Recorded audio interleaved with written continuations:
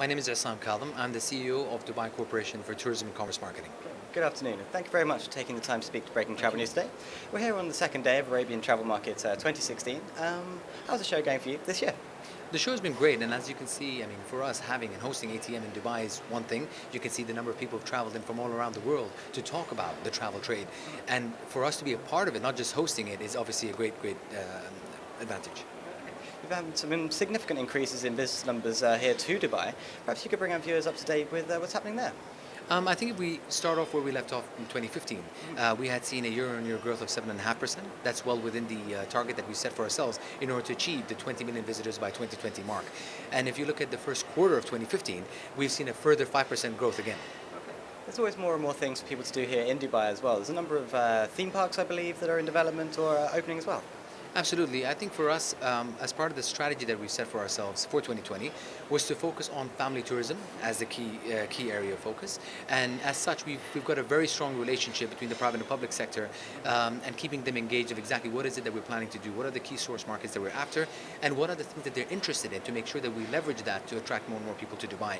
And the announcement of the theme parks obviously further solidifies Dubai's position in this area, and especially if you look at Dubai Parks and Resorts with their announcement of the 3 separate theme parks within one bigger space.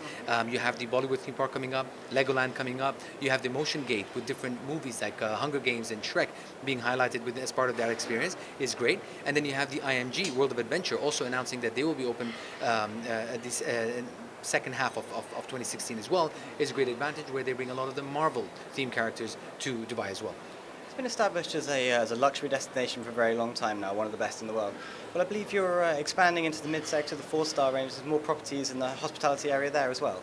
I think for us it was very important that we first work on the areas that we were strong in, and we were already attracting people in for a specific aspect of what Dubai has to offer.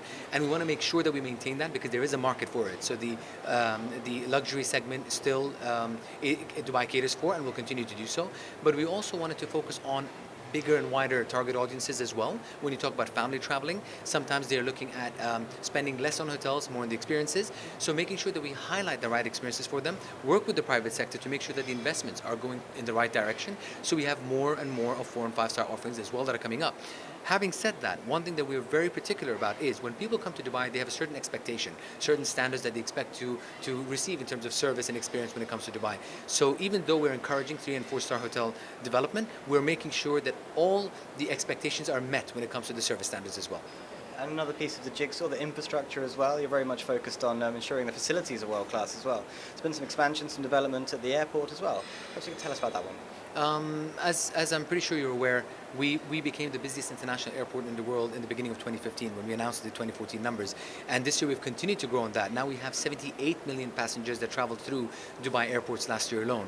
The airport itself has expanded now to accommodate up to 90 million passengers. So it shows you the ambitions of Dubai. It shows you the direction that the city is taking as a whole, as well as the expansions from Emirates Airlines, Fly Dubai, the local and homegrown airlines, as well as the relationships that we as a Department of Tourism are developing with the further local carriers from other cities to bring more and more flights and more capacity into the city as well.